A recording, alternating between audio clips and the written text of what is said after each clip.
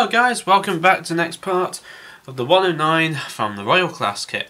Now as you can tell, it's all done, it's all been painted, well not been painted up, but it's all been built, what am I saying. So now what we can do is actually start painting. So first off, before anything, I'm going to start with that canopy. Naturally, the canopy inside is going to have some grey.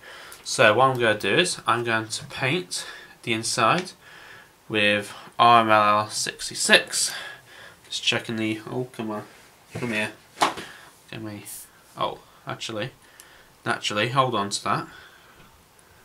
Oh, no, not again, my airbrush is locked up again. Why does it always do this? Great. Ah, nope. Okay, back. Finally got it all sorted. Excuse me, sorry. Okay, so just go spray a coat of this over the top. So I'll just use this straight from the bottle.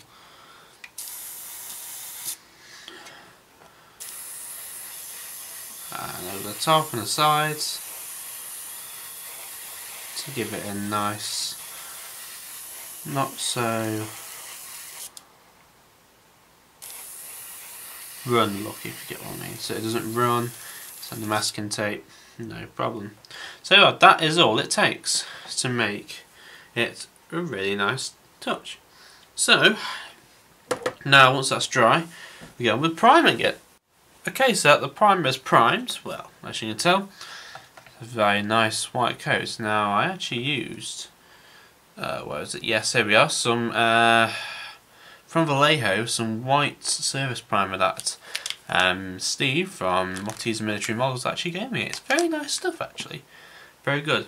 So now what I'm going to do is start with the camouflage painting, and we're going to start with the underside, which is RML 66, I believe, is it? Yeah, it's not 65. Oh, RML 76. Sorry, I should say. 65 is pretty much a darker tone, pretty much to this colour, and 65, of course, is a lighter tone. So what we're going to do is just pour it straight into the bottle, and if it's too dark, we can just go over it again. Another tone, straight like that. Might be a bit too thin, I don't know. Just give a nice coat over the top. Yeah, I think I might just turn the actual setting down.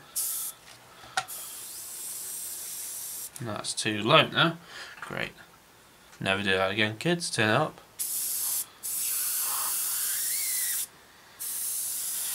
Yeah, this might be just a touch too thin, I think, for my liking. Oh well. Of course, that's the compressor turn on.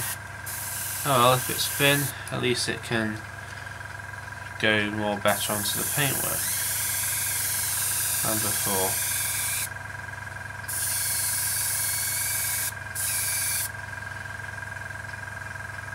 So not applying too much, just very light coats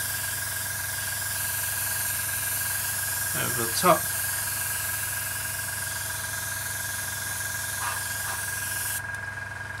And also, of course, one thing I forgot to mention is the actual distance you're applying it at as well. So, could be close, could be near, whichever you desire.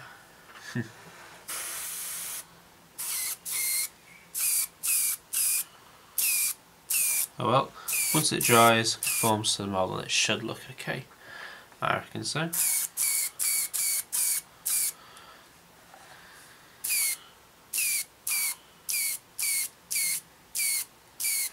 Like so, do the other side.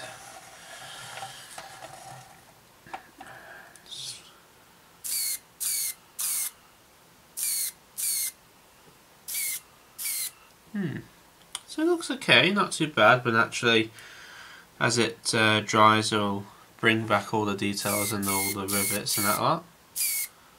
so it won't be too bad. Apart from that, I guess just let it pretty much to dry now, I suppose. There's not much more we can do.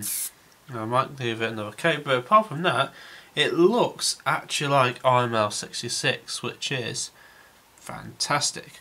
Right, so once again, I'm just going to let this just settle, as they say. I'll finish it off. Alright then, here we are. The main camouflage is now painted up. As you can tell, we have underneath is a mix of RML 76, which is technically like more or less a light, very much lighter blue than the original Luftwaffe aircraft. And then across the top we have RLM 74 and RLM 75. Now with the scheme I'm doing, which is Barkhorn's 109, apparently it had, according to the instructions, it had these leading edges along the side here, these wavy patterns, and then you have, of course, these the difference between the wavy camouflage patterns across the wings and the stabilizers on elevators on the back here. The rest of the top is pretty much normal. Now, basically what I used was the Revell Paints. Now, I haven't used these in ages since I did my first, the Revell 109, the G6 one. For the RML 75, it's mouse grey, which is 47, and RML 74 is greyish blue. That's very helpful, Revell, greyish blue. So there we are. Those are paints I used. I'm going to be honest, I originally did airbrush the mix of these two colours throughout the base of the aircraft. I basically got fed up, and because my airbrush was a bit blocked and it wasn't working, and I just got fed up and just painted it with the brush paint, which is, as I like it. So I think next is I'm going to start the mottling. Now, according to let's just move this out of the way a second and I'll show you what I mean. According to the instructions, Barkhorn's aircraft, just reading through it, it has, of course, the mottling across the side, but I'm not sure, apparently, I'm not sure, I'm going to have to look at some reference photos. Apparently this was RLM 66, which was actually blotted for the mottling as well, which I'm not too sure about. It looks like the dark green, that RML 70, which is a bit weird, but I like the look of the 70 instead of the dark 66 on there. And then of course we have the RLM 04, which is the yellow course on underneath the wings, underneath the air intake on the bottom, and then of course the band across the tail, which I'll probably do later on the process. But first off, we get the mottling done. So yeah, I'm just going to dry brush that on while the storm of the snow is going outside. I say storm compared to what we have in other countries, there's not a great deal. So I'll crack on.